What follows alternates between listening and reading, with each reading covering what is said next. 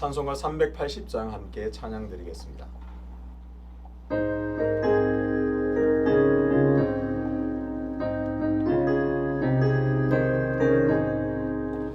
나의 생명 되신 주, 주님 앞에 나아갑니다. 주의 흘린 보혈로 정케하사 받아주소서. 날마다 주를 찬송하겠네. 주의 사랑 줄로서 나를 굳게 잡아매소서. 괴로운 세상 지낼 때 나를 인도하여 주소서. 주를 믿고 나가면 나의 길을 잃지 않겠네. 날마다 주를 찬송하겠네. 주의 사랑 줄로서 나를 굳게 잡아매소서.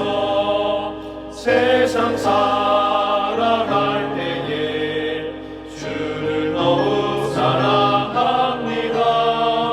밝고 빛난 천국에 나의 영혼 들어가겠네. 날마다 주를 찬송하겠네. 주의 사랑 줄로서 나를 굳게 잡아매소서. 아멘. 함께 기도하겠습니다. 아버지 하나님, 오늘 이 새벽에도 우리를 주의 은혜 시간으로 우리를 불러주시고 마음껏 부르짖으며 말씀 가운데 거할 수 있는 은혜 주심을 감사합니다. 오늘도 우리에게 주어진 삶을 살아갈 때에 하나님의 뜻과 하나님 원하심의 길을 잘 걸어갈 수 있는 그런 복된 삶이 될 수 있도록 인도하여 주옵소서. 우리가 늘 하나님 앞에 겸손히 서서 하나님의 마음을 품고 이웃들과 만나며 교제하는 은혜 주시옵소서. 그들을 대할 때에 하나님의 마음으로 바라보게 하시고 하나님 마음으로 섬기게 하시고 하나님의 사랑을 함께 나눌 수 있는 복된 삶이 되게 도와 주옵소서. 그래서 우리의 모든 이웃들이 나로 말미암아 하나님의 사랑을, 하나님의 온전한 그 온기를 느낄 수 있을 만한 그런 복된 삶이 될 수 있도록 인도하여 주옵소서. 아버지 하나님, 오늘도 말씀 앞에 나아갑니다. 말씀이 가라 하시는 대로, 말씀이 우리를 이끄시는 대로 하나님의 뜻에 따라 살아갈 수 있는 은혜를 내리워 주옵소서. 감사드리며 예수 그리스도 이름으로 기도하옵나이다. 아멘. 오늘 함께 통독할 말씀은 욥기 5장입니다. 너는 부르짖어 보라. 내게 응답할 자가 있겠느냐? 거룩한 자 중에 내가 누구에게로 향하겠느냐? 분노가 미련한 자를 죽이고 시기가 어리석은 자를 멸하느니라. 내가 미련한 자가 뿌리 내리는 것을 보고 그의 집을 당장에 저주하였노라. 그의 자식들은 구원에서 멀고 성문에서 억눌리나 구하는 자가 없으며 그가 추수한 것은 줄인 자가 먹되 덫에 걸린 것도 빼앗으며 올무가 그의 재산을 향하여 입을 벌리는도다. 재난은 티끌에서 일어나는 것이 아니며 고생은 흙에서 나는 것이 아니니라. 사람은 고생을 위하여 났으니 불꽃이 위로 날아가는 것 같으니라. 나라면 하나님을 찾겠고 내 일을 하나님께 의탁하리라. 하나님은 헤아릴 수 없는 큰 일을 행하시며 기이한 일을 셀 수 없이 행하시나니 비를 땅에 내리시고 물을 밭에 보내시며 낮은 자를 높이 드시고 애곡하는 자를 일으키사 구원에 이르게 하시느니라. 하나님은 교활한 자의 계교를 꺾으사 그들의 손이 성공하지 못하게 하시며 지혜로운 자가 자기의 계략에 빠지게 하시며 간교한 자의 계략을 무너뜨리심으로 그들은 낮에도 어둠을 만나고 대낮에도 더듬기를 밤과 같이 하느니라. 하나님은 가난한 자를 강한 자의 칼과 그 입에서 또한 그들의 손에서 구출하여 주시나니 그러므로 가난한 자가 희망이 있고 악행이 스스로 입을 다무느니라. 볼지어다 하나님께 징계받는 자에게는 복이 있나니 그런즉 너는 전능자의 징계를 업신여기지 말지니라. 하나님은 아프게 하시다가 싸매시며 상하게 하시다가 그의 손으로 고치시나니 6가지 환난에서 너를 구원하시며 7가지 환난이라도 그 재앙이 내게 미치지 않게 하시며 기근 때의 죽음에서 전쟁 때의 칼의 위협에서 너를 구원하실 터인즉 내가 혀의 채찍을 피하여 숨을 수가 있고 멸망이 올 때에도 두려워하지 아니할 것이라. 너는 멸망과 기근을 비웃으며 들짐승을 두려워하지 말라. 들에 있는 돌이 너와 언약을 맺겠고 들짐승이 너와 화목하게 살 것이니라. 내가 내 장막의 평안함을 알고 우리를 살펴도 잃는 것이 없을 것이며 내 자손이 많아지며 내 후손이 땅의 풀과 같이 될 줄을 내가 알 것이라. 내가 장수하다가 무덤에 이르리니 마치 곡식단을 제때에 들어올림 같으니라. 볼지어다 우리가 연구한 바가 이와 같으니 너는 들어보라. 그러면 내가 알리라. 아멘. 재난은 인과응보라는 생각이라는 제목으로 말씀을 전하겠습니다. 사람이 평소 자주 하는 말 안에는 그 사람의 사상과 생각의 구조가 고스란히 담겨 있습니다. 다르게 말하면 사람은 평소에 자신이 생각하고 있고 믿고 있는 가치관의 구조를 바탕으로 말하게 됩니다. 욥기에는 욥과 세 친구의 대화가 나옵니다. 그 세 친구의 말을 들어보면 자신이 그동안 믿고 있던 철학과 사상을 근거로 말하고 있음을 확인할 수가 있습니다. 욥기 4장과 5장은 엘리바스가 욥에게 한 말입니다. 그렇다면 욥의 친구 엘리바스는 평소에 어떤 사상을 가지고 있었고 또 어떤 사상을 근거로 욥에게 말하고 있는지를 보겠습니다. 욥기 5장에는 엘리바스가 평소 굳게 믿고 있었던 사상이 나타납니다. 그가 평소에 어떤 생각을 가지고 있었고 어떤 사상을 가지고 있었는지를 5장에 고스란히 나타납니다. 엘리바스는 어떤 생각을 평소에 하면서 살았는가? 첫 번째는 재난에는 반드시 원인이 있다고 엘리바스는 생각했습니다. 엘리바스는 재난 당하고 있는 욥을 보면서 생각했습니다. 내 친구 욥이 말로 표현할 수 없는 재난을 하루아침에 당했는데 그것을 보니까 나는 욥이 정말 잘못한 것이 있어서 죄를 지은 것이 있어서 재난이 왔구나 그렇게 확신했습니다. 이런 엘리바스의 생각을 가장 잘 표현한 부분이 바로 6절입니다. 재난은 티끌에서 일어나는 것이 아니며 고생은 흙에서 나는 것이 아니니라. 한마디로 엘리바스가 생각하기에 재난과 고난은 결코 그냥 일어나는 법이 없다고 생각했습니다. 인생에 나타나는 모든 결과에는 반드시 원인이 있다. 그는 그렇게 생각했습니다. 이런 생각은 엘리바스뿐만 아니라 쉽게 우리 주변에서 접근할 수 있는 또 발견할 수 있는 생각입니다. 우리 속담에도 아니 땐 굴뚝에 연기가 날까라는 말이 있을 정도입니다. 이처럼 엘리바스는 모든 재난에는 원인이 있다. 굳게 믿었습니다. 당연히 친구 욥이 재난을 당했으니 욥이 잘못한 것이 있다. 그가 죄를 지었다. 그렇게 생각했습니다. 한번 생각해 보죠. 욥은 하루아침에 자신의 모든 소유를 잃었습니다. 그리고 사랑하는 10명의 자녀를 하루아침에 다 잃어버렸습니다. 심지어 욥의 온몸에는 종기가 나서 지금 심히 너무나 고통스러운 지경입니다. 이런 재난을 당하고 고통 중에 있는 욥에게 친구 엘리바스는 이 모든 재난에는 반드시 원인이 있다. 그렇게 말하고 있습니다. 욥, 당신이 분명히 잘못한 것이 있다. 욥, 당신이 분명히 지은 죄가 있다. 그렇기 때문에 이 재난이 왔다라고 욥에게 말하고 있습니다. 모든 재난에는 원인이 있다. 구체적으로는 재난의 원인은 재난을 당한 사람이 제공했다고 엘리바스는 철저하게 믿고 있습니다. 좀 더 깊이 들여다가 보면 재난 당한 것은 사실상 자업자득이라는 말을 엘리바스는 지금 하고 있습니다. 엘리바스가 이런 생각을 가지고 있기 때문에 다음에 나올 말, 이어지는 말은 어쩌면 당연한 수순일지도 모르겠습니다. 그러니 친구 욥이여, 모든 재난은 그냥 온 것이 아니라 원인이 있기 때문에 그러니 친구 욥이여 하나님께로 돌아가라 그렇게 말합니다. 엘리바스가 평소에 철저하게 믿고 있었던 사상 두 번째는 재난 당했을 때 하나님께로 돌아가야 한다는 생각입니다. 8절입니다. 나라면 하나님을 찾겠고 내 일을 하나님께 의탁하리라. 모든 재난에는 원인이 있으니까 욥이 당한 재난도 자세히 들여다보면 반드시 욥의 잘못이 있다. 욥의 죄가 있다. 엘리바스는 확신하고 있습니다. 그러니 이 재난을 해결할 길은 하나님께로 돌아가는 길뿐이라고 말하고 있습니다. 한마디로 욥, 자네가 죄를 지었기 때문에 이런 재난이 왔으니까 하나님께 죄를 자복하고 회개하라고 엘리바스는 말하고 있습니다. 그럴 때 하나님이 베푸시는 구원을 경험할 수 있다. 그렇게 피력하고 있습니다.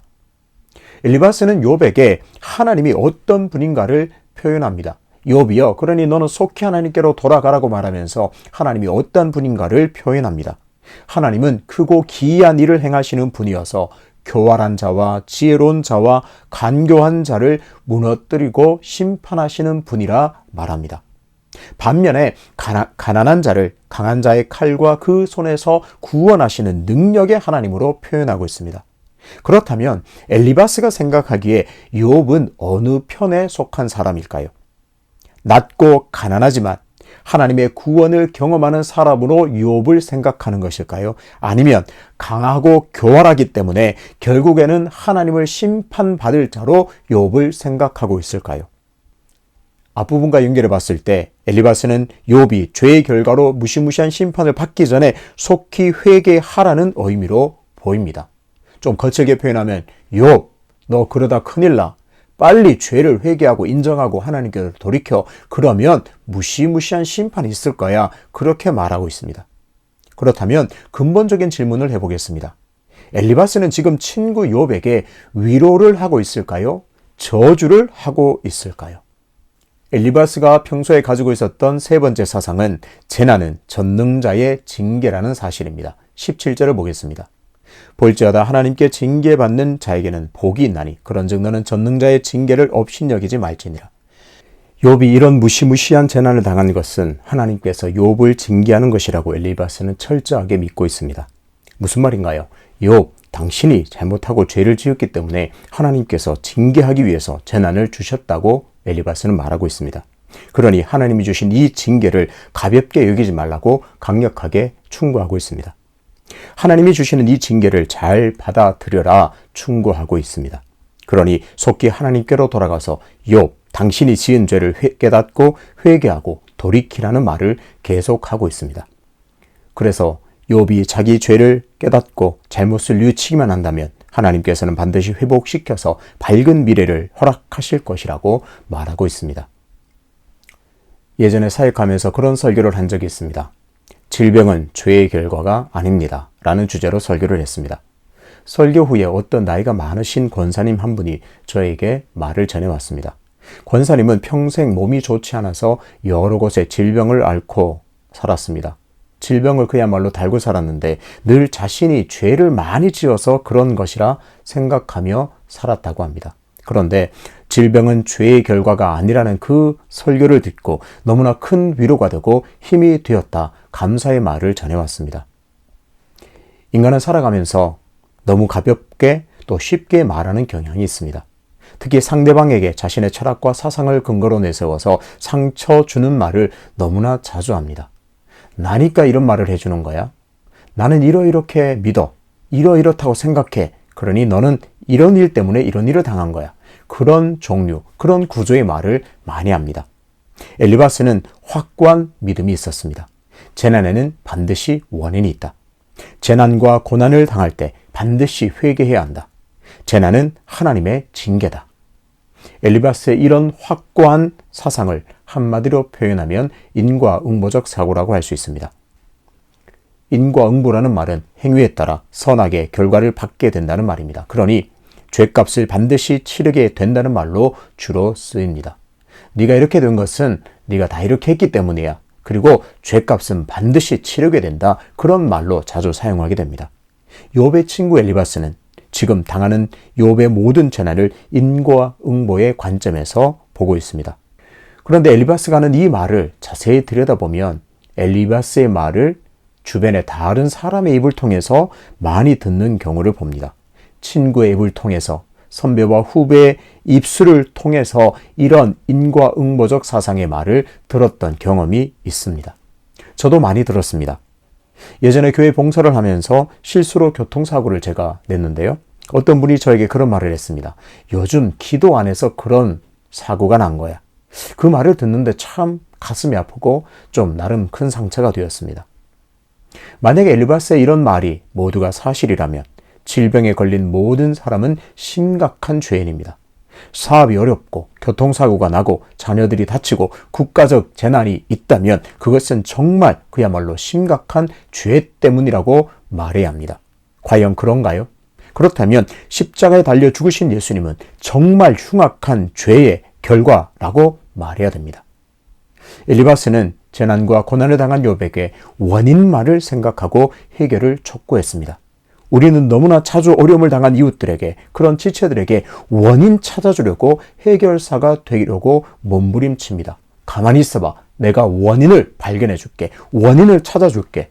내 생각에는 그 어려움의 원인은 이거야. 아닙니다.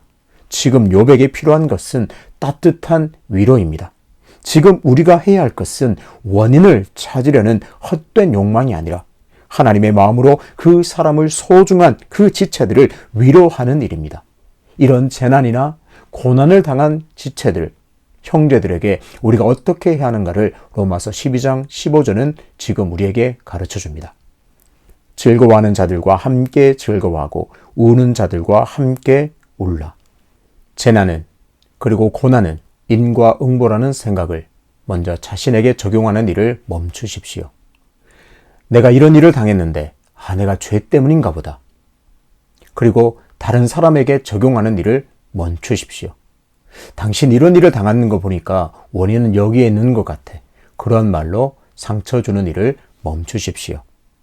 인과응보라는 함정에 빠져서 오직 원인 찾기에만 몰두하는 삶이었다면 이제 그 삶에서 일어나서 고난당한 이웃을 위해서 함께 울어주는 사람이 되어야 할 줄로 믿습니다. 원인을 찾고 해결책을 찾는 일은 내가 할 일이 아님을 인정해야 합니다. 함께 울어주는 진정한 친구가 되어주는 일, 그것만이 오늘 여러분과 제가 해야 할 일일 줄로 믿습니다. 그래서 재난을 당한 이웃들이, 고난을 당하고 있는 그 이웃들이 우리와 함께 울어주는 그것을 통하여 힘을 얻고 회복의 힘을 얻고 소망으로 살아갈 수 있는 그런 역사들이 일어나게 되시기를 주님의 이름으로 축복합니다. 아버지 하나님, 엘리바스의 생각은 내 안에 있는 생각이기도 하고 주변 많은 사람들로부터 들을 수 있는 생각 같습니다. 재난은 인과응보라는 생각을 나에게 적용하거나 타인에게 적용하는 일을 멈추기를 결단하오니 은혜를 허락하여 주옵소서. 하나님의 뜻이 있어서 또한 의인이 핍박으로 인하여 고난당하는 것을 정말 하나님의 의미를 찾고 그들과 함께 울어주고 격려하며 일으키며 함께 눈물로 기도하는 친구가 되어주는 삶을 살기로 결단하오니 은혜를 더하여 주옵소서. 연하여 주님 가르치신 기도로 기도하오니 하늘에 계신 우리 아버지의 이름을 거룩하게 하시며 아버지의 나라가 오게 하시며 아버지의 뜻이 하늘에서와 같이 땅에서도 이루어지게 하소서. 오늘 우리에게 일용할 양식을 주시고 우리가 우리에게 잘못한 사람을 용서해 준 것 같이 우리 죄를 용서해 주시고 우리를 시험에 빠지지 않게 하시고 악에서 구하소서. 나라와 권능과 영광이 영원히 아버지의 것입니다. 아멘.